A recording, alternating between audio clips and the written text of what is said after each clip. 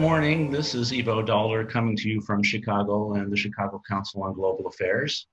You're joining us for World Review, a weekly program of the world's news in the past week. And this week, we're joined by Carla Robbins, the Adjunct Senior Fellow at the Council on Foreign Relations and the Faculty Director at the Max School of International and Public Affairs. Also with us, Stefan Cornelius, who is the foreign editor of the German daily the Süddeutsche Zeitung, and Philip Stevens from London, who at the Financial Times is both a chief commentator and chair of the editorial board. Thank you all for joining us. Lots of things to talk about. Let's talk about the bombshell that the New York Times had 2 weeks ago when it reported, Carla, that Russia may have been paying Taliban and others in Afghanistan to go after U.S. and coalition forces. The debate in Washington is about who was briefed when, but there are bigger and more important issues at stake here. Well, Ivo, you had a good op-ed about this, and there are really two sets of questions here, as you pointed out. One is, why would Putin do this? And the other one is, why would the president ignore it and then deny it, claiming it was a hoax? And they both have huge policy implications. Why would Putin do it? And first of all, this GRU unit that does it, this is, they're in outrageous business. They're the ones that are accused of trying to assassinate Sergei Skripal, failed coup in Montenegro. In fact, when you think about it, they have sort of a record of failing to do things. But it does suggest that the fact that they're still in business, Putin, they're certainly not a rogue element. Putin seems to be behind it. And why he would do it is the world is a zero-sum place for him. And Trump has made clear that he wants to get out of Afghanistan. And I would suspect that more casualties, because Afghanistan has become a very low casualty place, thankfully, for Americans, more casualties would push the Americans out. I think that's a pretty good explanation for it. Why Trump has ignored it? That's pretty scary when you think about it. One possible explanation is the explanation they offered, which is he doesn't read his briefing book. Another possible explanation is he didn't want to hear about it because he wants to get out of Afghanistan, and it would be a lot harder to get out if the Russians are doing outrageous things. Another explanation is the Putin bromance, and that's, takes us down another road that's even scarier. These are all really frightening explanations when you think about it. And I don't have an explanation for why he consistently defends the Russians and ignores this. But all of this is, there is no policy response. And meanwhile, because there appears to be something of a debate in the intelligence community about whether or not the Russians were just paying the Taliban to make mischief or paying specifically bounties to target Americans, the Republicans on the Hill are hiding behind that, and it doesn't look like there's going to be a new round of sanctions on the Russians to punish them for what is outrageous behavior.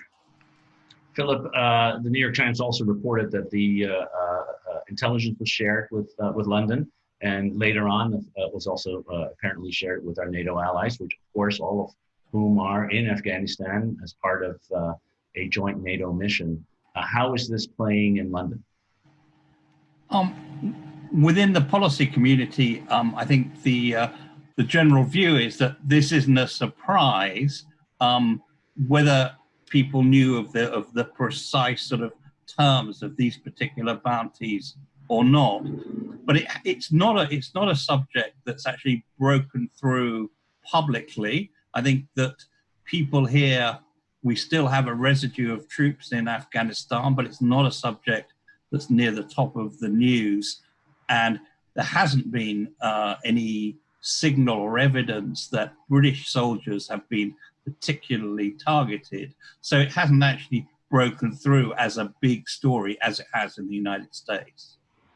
And Stefan, Germany still has the second largest number of troops in Afghanistan after the United States, something that I'm pretty sure virtually no one in the United States knows, but has been the case now for almost 10 years.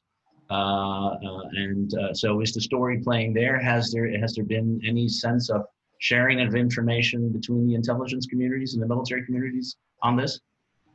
Well, I guess on the practical side, they do still communicate and they do share information. things have been a little bit rough with the now former ambassador Richard Cornell, who took over intelligence services in Washington, and who deliberately took out the German intelligence side from his knowledge.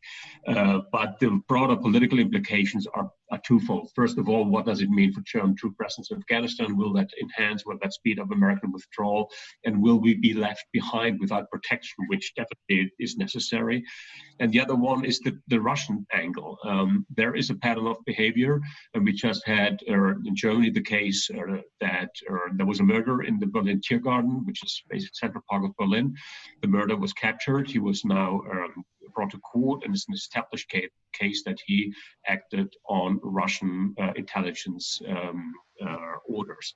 So there's a direct line from that murder case in Tiergarten to a Chechen person and the Russian intelligence community, which tells us Russia is out to destabilize, to do basically rogue things all over Europe and the southern rim. Russia is governed by basically the intelligence community and people who are definitely not out there and visible. And since we also, within those 2 weeks, had the referenda on Putin's new constitution, going on, we do have an extremely worrisome pattern on where Russia develops to. And I think this is seen in Berlin, but it's not properly addressed. For me, the worrisome side, why is Merkel so quiet on it? She calls for sort of dialogue and cooperation, but in reality, this is a brutal game of destabilization. I will tell you that, on the Hill, and certainly including among Republicans who are publicly supportive of Trump, but privately very concerned that he's going to pull an October surprise and just announce he's not just drawing troops down, that he's going to get out before the election. And one reason not to talk about this is precisely this reason. And what that does to the allies is a pretty big question. It strikes me that the larger piece of the absence of a coherent Russia strategy on the part of what are, after all, the transatlantic alliance that was formed in part to deal with Russia is really striking. And clearly, Philip in London, a long-standing, pretty tough relationship with Russia, in part because of the Salisbury attack by the same, as Carla said, the GRU unit that may be behind the bounty payments. And Stefan, you mentioned the killings of folks in the middle of downtown Berlin. You'd think that at this point, at least the U.S., Britain, and Germany, which were the leaders post-Ukraine, would get together and say, we really needed a strategy to deal with Russia. And yet it's not happening. Well, I think the sad thing is that if you talk to policymakers in London, they do want a strategy. And you hear people say, we need to sort of reset the rules of the game. The Russians really need to understand that, we are going to push back hard. But without consistency from Washington, by far the biggest player in the game, that's proved impossible. I think there have been attempts to coordinate policy, certainly between London and Washington, but because of the president's inexplicable, I think, desire to get on with Putin and to say that he's not a threat, I think it's impossible. So I think, as long as policy in Washington is unpredictable and leans towards giving Putin the benefit of the doubt, others are going to have to set their own policy. And I think Britain has set a fairly tough policy, but it's not following Washington, as it were. It's setting its own parameters. So will Johnson come to a G7 meeting if Putin's going to show up at Trump's insistence? I don't know. I think it depends whether, I think it's one of these, is everyone else going to jump? Is Macron going to be there? Is Merkel going to be there? If so, yes. But I think it would depend on whether, if Putin is there as a guest, as it were, as others have been, leaders from all sorts of places have been invited to come along and appear for, half a day or whatever. then maybe. But there isn't much enthusiasm. And I was talking to someone only the other day, and I said, so, you know, when's the Prime Minister going off to Washington? And the response was a sort of tight smile and no time soon, we hope. So, you know, I think that the view here is that Johnson wants to keep out of all this before the election. Yeah, we all see a freeze until November 3, I think. The decision of Merkel not going to Washington to a G7 was a clear statement that she doesn't want to get poisoned by that president again. And Macron is flipping on this issue. I guess we really need a strategy on this after November 3. Well, if we need a strategy on this, we also need a strategy on China, Philip. Oh, yeah. And perhaps that is starting to come together in the wake of the new security law that was passed by the Chinese on Hong Kong. Britain, of course, because of its former relationship to Hong Kong, has taken a leading role in this. Has it been strong enough, the international response, and how effective do you think it's going to be when it comes to Beijing's behavior? Well, I think it's certainly, I think what the first thing to say is it's crystallized a complete transformation in the British view of China. I mean, remember only 5 years ago, the then David Cameron government was talking about Britain as China's best friend in the world. Now, it's a very, if it's not a Cold War between the UK and China, there is a deep chill. I think it's encouraging that this is felt across the political spectrum, the Labour Party and the Conservative Party and public opinion. The breach of the joint declaration in Hong Kong has sort of demonstrated in British eyes China's willingness just to throw aside the rule of law when it suits it. And so I think, I think that change is now sort of fixed pretty permanently in the system. I think we're going to see a decision in the next 2 or 3 weeks, which will push Huawei, the communications manufacturer, out of the 5G system, 5G communications system for the UK. May not do it immediately because we're already in, as it were, and you can't sort of rip out all this material. But we saw this week the former head of the Secret Intelligence Service, John Sawers, who formally said that, we could cope with Huawei in our 5G system, now saying, no, this is impossible. So there is a big change. Australia is, in a similar position with China. So there's been some encouragement that both nations, and I think there is a view in London that others in Europe, albeit rather slowly, are moving in the same direction. So we're outside the EU now, so we can't, unfortunately, try to coordinate policy across Europe. But I think there is a feeling of a coming together and this, the view of China has just fundamentally changed. It's partly about COVID, but partly about a recognition that China has decided that it's going to play rough and tough and do what it wants. Well, and the Chinese ambassador in London, of course, had the remarkable statement denouncing the British government over both Hong Kong, which is an internal affair of China, and Huawei. Really remarkable. Remarkable press conference for ambassadors usually sort of do their work in the background. This guy, comes out, gives a sort of webinar press conference where he sort of threatens, the British government and the British people. The Chinese are not doing themselves, I must say, any favors in this. If there was a time when one thought that the Chinese worried about soft power as well as hard power, but that's all gone now. I mean, it's just toughness and threats. I hope personally that that we'll now get a much more coherent picture in Europe. The danger is of Europe being pulled or feeling it's being pulled by Trump into one position against the Chinese. Europe has got to decide its own position, hopefully a tough one, but not see that as a choice between the US position and the Chinese position.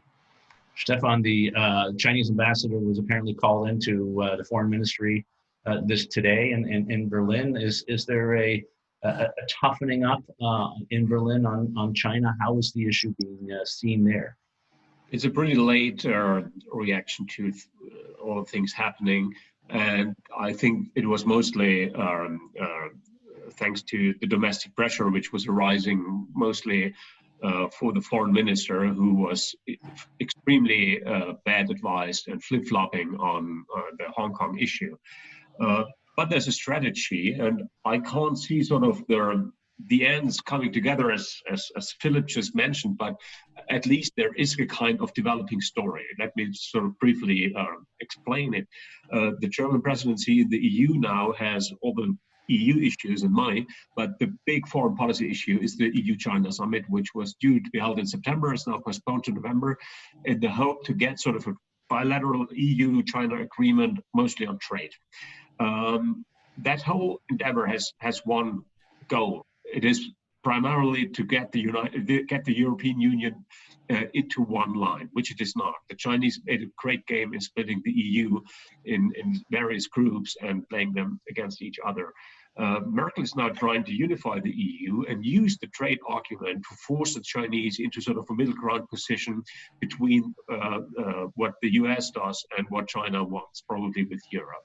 I'm not sure whether this works, but it's probably the only sort of the last chance to get this done. Nevertheless, since the Chinese are extremely increasing pressure right now and are jumping right in your face with Hong Kong, with South China Sea issues, with Bhutan, with the Indian border conflict, wherever you look, it's trouble. I'm not sure whether Merkel's plan will hold in the end, whether she has the time. We're talking about for 4 months now, but nevertheless, the Chinese are playing hardball, and the reasoning the German government is doing might not be on their mindset at all anymore. Carla, of course, in the US, there is a growing consensus that the way we deal with China is that the way we dealt with the Soviet Union. We try to paint them as this 10 feet tall, extraordinarily powerful communist power that we need to oppose, and we beat up our allies to make sure that they stay on our side on that. How effective is that as a strategy? You know, it's interesting. I would say that there is greater consensus on China within the Trump administration than on any other topic across buildings. And, you know, certainly the Pentagon and the State Department. I would say that the greatest defender of China inside the administration is Donald Trump himself. And he likes Xi. And he's going into a campaign in which he wants to paint Joe Biden as being, you know, in the pocket of the Chinese, but they can go head to head on clips of praising China. So that will be quite interesting to see. You wonder whether there's going to be some sort of backdoor diplomacy in which they're both saying, don't pay any attention to anything that we say in the campaign. It'll all work out because you're a great power, and we'll try to work things out. At the same time, you know, there was this report on Bloomberg saying that there was discussions at the State Department about denying Hong Kong's access to dollars, you know, to do away with the peg. I mean, that would really blow up the Hong Kong economy and do real damage. I mean, that would be a pretty sort of nuclear option sort of thing. I don't know if it's going to go any further. If I had to bet, you know, Trump probably doesn't want to blow up the trade deal, because I think as much as he wants to campaign against China, he also wants to claim that his trade deal was an example of one of the very, very few successes that he's had in his administration. So I'm predicting ambivalence. Well, ambivalence is not a great strategy for unifying the West against China. So, and Stefan, I guess the point there of Merkel trying to find a way in between Beijing and Washington doesn't bode well for a coherent strategy on the part of the West. No, I agree, but the kind of ambivalence we see with China is the same we do see with Russia, and this is really hindering us. This is weakening us, and so there's a glimmer of hope. I do see a lot of foreign policy operatives from both sides of the Atlantic having serious talks on what kind of strategy we should develop. So that the professionals are sitting together trying to map out what could happen after November 3. There is, I think the American reaction was surprisingly unified very early in the day towards China, and probably that was due to the fact that that was the only issue the political landscape in Washington was able to agree on. Thank you. With all this polarization, we finally have one issue. But I do fear that we lost a little bit of the fine print in the Chinese issue. And we now have to find common language transatlantically before we engage with China, because I do think definitely that Europe is too weak to do this. And the specific German problem in this, and I admire the British directness, but the German problem with this is also domestic. It's the economy again. The German industry, export industry, is highly dependent on China. And there's serious pressure from a very apolitical business elite in this country to avoid confrontation and to avoid being thrown out of the country. But in the end, my guess is, as it is now in Britain with Huawei, Germany has to make a choice. And that will be a pretty tough choice, and it'll be to the price that we lose business and revenue in China. But for Trump, it's agricultural deals. Yeah, right. And that's his constituency. Philip, the same dynamic between the political class that is now woken up of the threat that China has, and the business class that has developed a series of very productive relationship with China.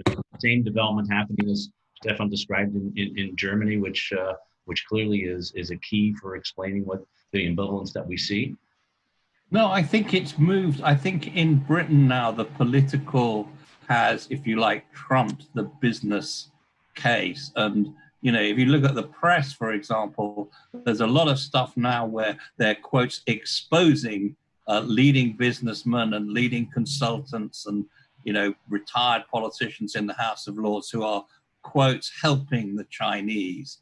So that I think the mood is very much, it's as if a line has been stepped over, and the reaction, I think, would have surprised Beijing, actually. I think would have surprised for all his bluster, will have surprised the ambassador. There's been a distinct shift, and the security and strategic have now merged with the trade. In Britain, as in the rest of Europe, 2 or 3 years ago, China was seen essentially as an economic opportunity. It's now begun to be seen as a strategic threat. My own view is that this will happen in the rest of Europe over time. I think, as Stefan said, Mrs. Merkel still wants to talk about trade, but what about all the other issues, the rule of law issues, the constant cyber attacks on European businesses as well as on European states, the threat within, we're now beginning to see within our universities, where we've taken very large numbers of Chinese students, and we've just noticed that they're being organized, quotes, by party members in these different universities. So I think now that this is a pretty permanent shift. As I said, it's across the parties and it's with public opinion. So I don't think that Britain's going to move. It is economically terrible for Britain. We've just left the European Union. We've got a government that talks about global Britain. China was supposed to be, a big part of that. Well, it's not going to be a big part of it now. So economically, we're going to suffer from it. But I do think if other European governments stick together, and if the EU does stick together, China has to sell things too. China needs technology. China needs German engineering, and French science and whatever. So I don't think, I don't think all the advantages are with Beijing by any means. The most telling thing in this for me was this week, the decision by all the social media companies in the world to basically make a choice. And stop operations in Hong Kong, pretty much leaving the sphere of influence of China, losing the business there, which was marginal, but nevertheless, it's a choice. And so we do see a communicational split, we do see a technology split, the way that the West is basically separating from China technologically and in terms of communication. That's basically preempting the political things we will see over the next months. Of course, if they, if they had access to the larger Chinese market in the first place, would they have done it? No. She said naively. It helps to be behind the Chinese firewall. Right. Yes. In this case, Carla, let's sticking just for a minute with both Russia and China in the United States. The other piece of news that people like you and me who have been following arms control and nuclear weapons issues for so long are nerd time.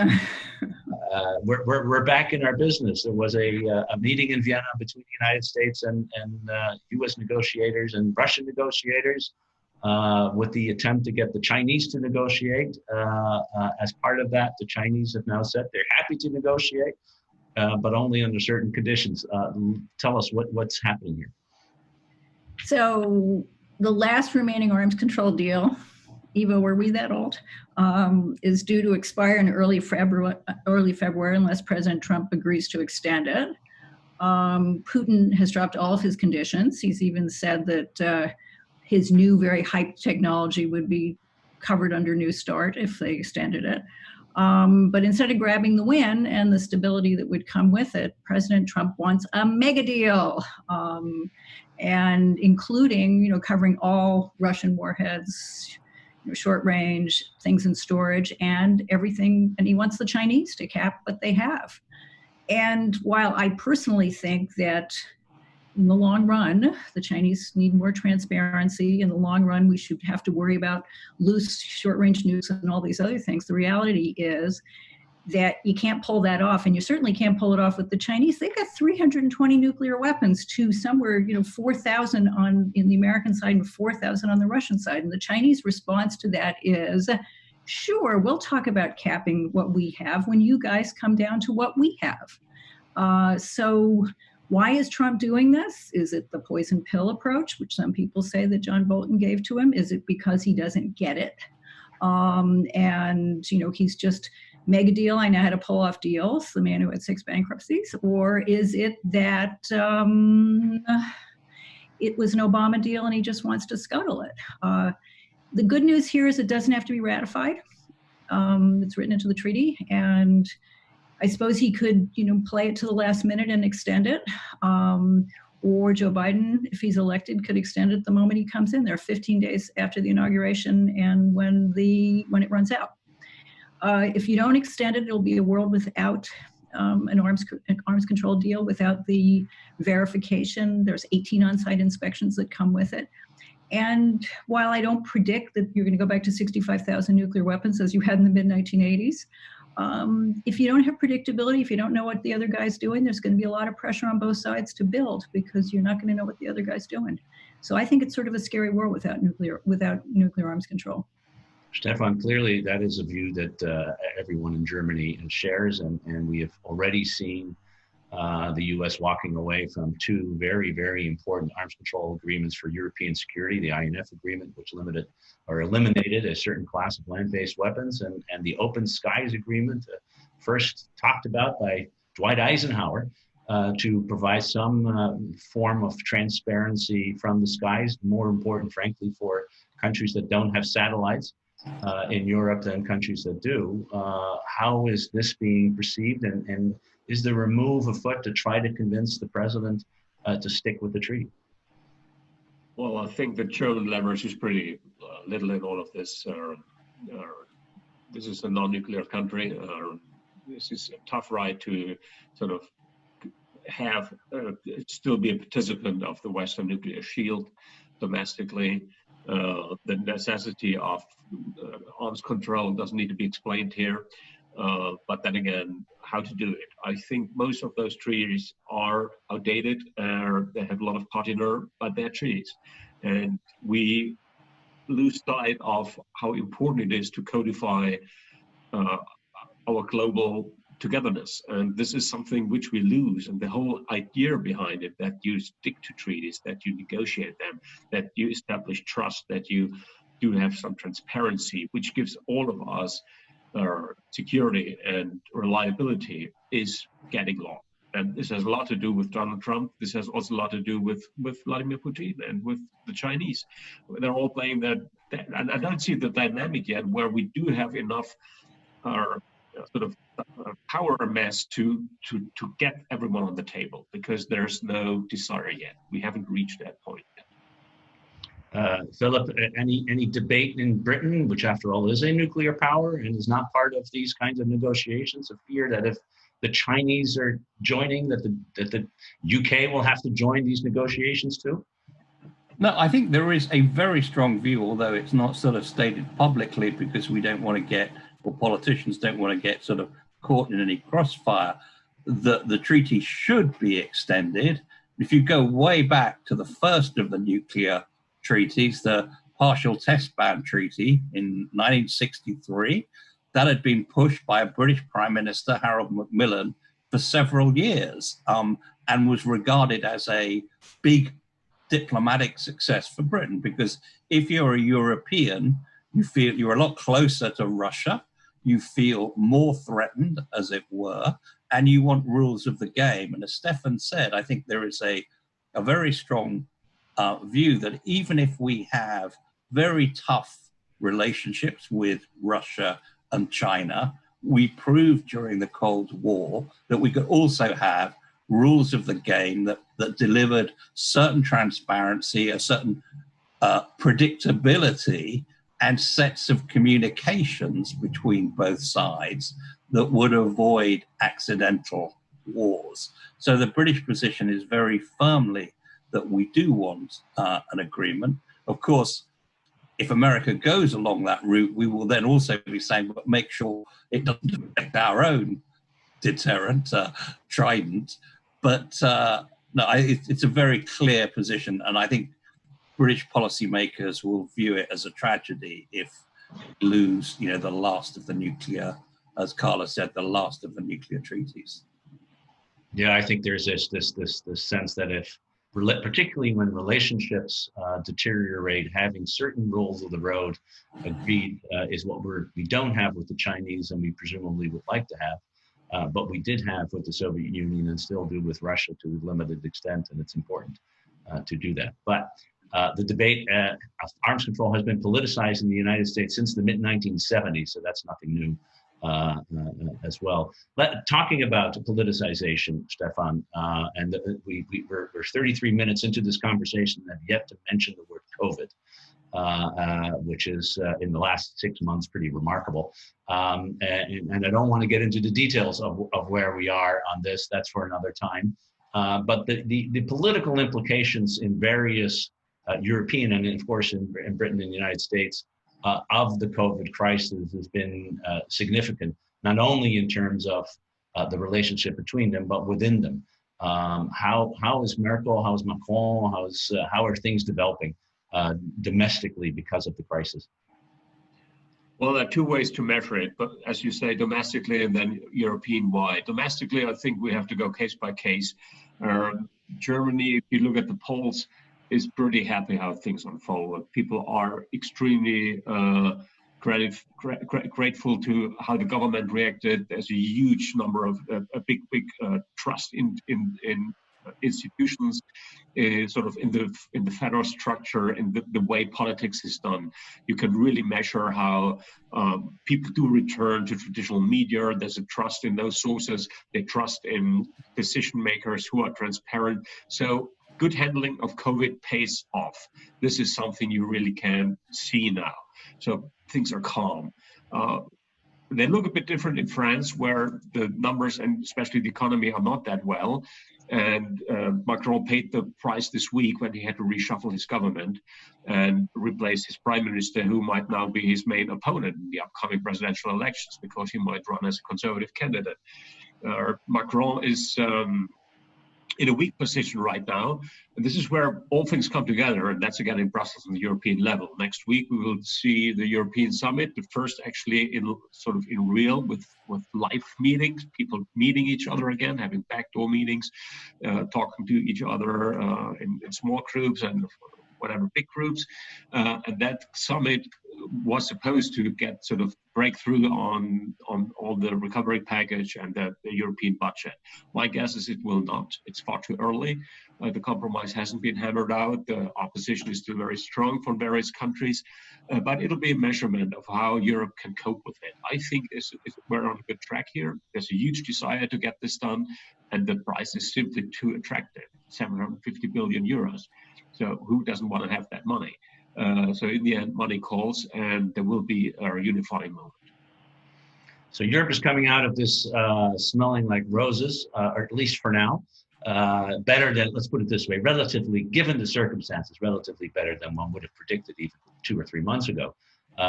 Philip, the political situation in Britain is slightly different, although Johnson, of course, has a huge majority in Parliament, which helps. Yeah, I think Stefan's right. I mean, what COVID has done, and this should be encouraging, is that it's put a premium on competence and, if you like, exposed populism, the emptiness of populist promises when people are sort of dying. And Johnson isn't quite in the sort of Trump-Bolsonaro league of populism, but he's along that spectrum, and he's done badly, and people are unhappy.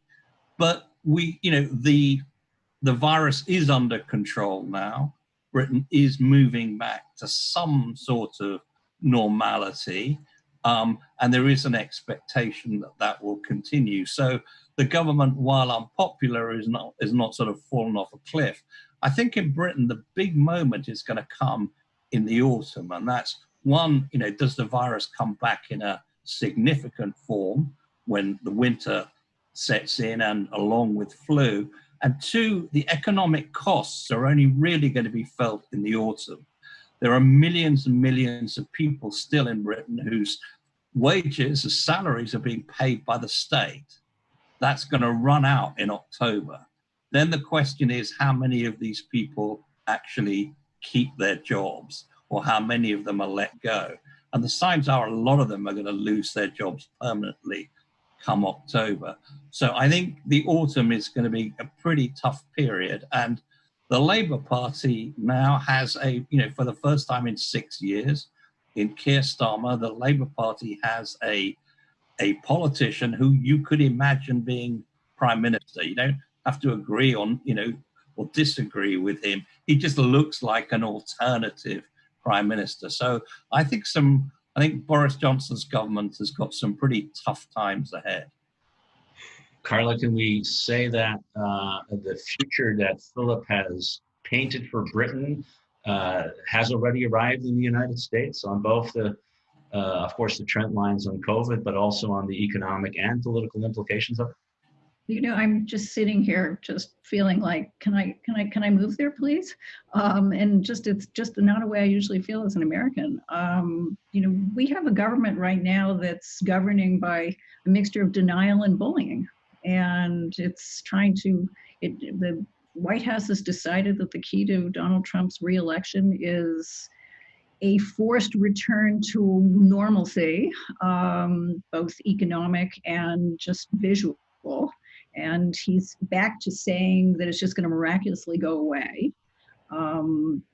Trying to stop the public health experts from being out there. Fauci is out there saying that there should be, states should be shut down, and then the next day he's sort of softening it again because they're clearly trying to censor what's going on. And then the cruel thing that happened just a couple of days ago is they went and said that universities that don't offer some form of face-to-face instructions, that their foreign students are going to get tossed out of the country. It's another way to bully people into taking risky health moves, extremely risky health moves, or have some sort of cruel effort to toss people out of the country. This is a twofer for this administration: punishing foreigners, punishing foreigners, and this false normalcy that they think helps them, and that could we have a spike, a huge spike going on in all of these places where people crowded churches and followed what the president said to do. No, we don't look at all like what's going on in either Germany or in Britain. And of course, one of the things that's happening is as Europe is opening up and tourism season allows people to move across borders, even in the same is happening in the UK. Those who are resident in the United States need not apply. It really, when you think about it, a really remarkable statement that came from the European Union, and then, of course, Britain a couple of days after that. A U.S. passport used to mean a lot. It still does, but now in a negative way, I guess. Stefan, how was that debate handled in Europe, if at all, or was it just there was no discussion on it? We just move on. Well, it was a first debate, but it definitely wasn't handled lightheartedly. It's nothing either side can win from. We don't have a lot of people waiting to travel to the U.S. Business is slow. There needs to be travel, but you need to have some certainty that there are some comparable levels of precautions, and you can be sure that they are now being accepted in Europe. But even here, you have different forms of COVID behavior. Look at Poland, when nobody wears a mask, and people think they're immune. Things will probably change there after Sunday when the elections are over. In Serbia, people are clashing on the street because they're forced to keep social distance. In Italy, they went through the really thick of it, but they're not immune again. And the Germans are having those hotspots all over the place. And we are now seeing people being exposed who live in precarious ways, basically the low-income people, though, who live in dense places, asylum seeker homes. So it's far from over. We all brace for the second and third wave. Yeah, no, I think that's and in our case, the United States may not get a second wave, but just stay in the first one. It won't. For a long period of time. And of course, we have the Swedish experiment, which didn't turn out in the way the Swedes were hoping either. So it's a complicated set of issues that make relationships among countries even more difficult. Final word, just a quick one on Brexit negotiations, Philip. We just have a couple of minutes, but the Brexit is those negotiations. We forget Britain is leaving the European Union permanently and without any issues on December 31st. There are informal talks going on right now. Yeah, I mean, we've left the European Union. The question is whether these transition arrangements, which mean none of the rules have changed yet, are followed, and they end at the end of December, whether we have some sort of trade agreement to replace it. And so far, we've got nowhere. I think both sides can see the scope of what I'd call a very thin trade deal, which would get rid of tariffs and would get rid of quotas on manufactured goods, but wouldn't really deal with most of the other things that impede trade, the rules and regulatory frameworks. It's plausible, possible, but both sides are pretty well dug in on their red lines at the moment. The British government takes a reckless, an ideologically reckless view of this, which is, if necessary, we'll stomp out without any deal and we'll cope. This at a moment post-COVID, post the problems with China, with the world, if not in recession, growing slowly. So I think, all in all, it's going to be pretty turbulent. And even if we get a trade deal, scandalous though it seems, Britain is not ready to set up, customs arrangements and forms and regulatory checks for its trade with the rest of Europe. It's had 4 years and it's done very, very little. So, a pretty bumpy 2021 for Britain, even if it gets a Brexit trade deal. But we will, no doubt, be back another week where we can discuss this and many other issues. In the meantime, Philip Stevens, Stefan Cornelius, Carla and Robbins, thank you so much for joining us, and thank you all for watching.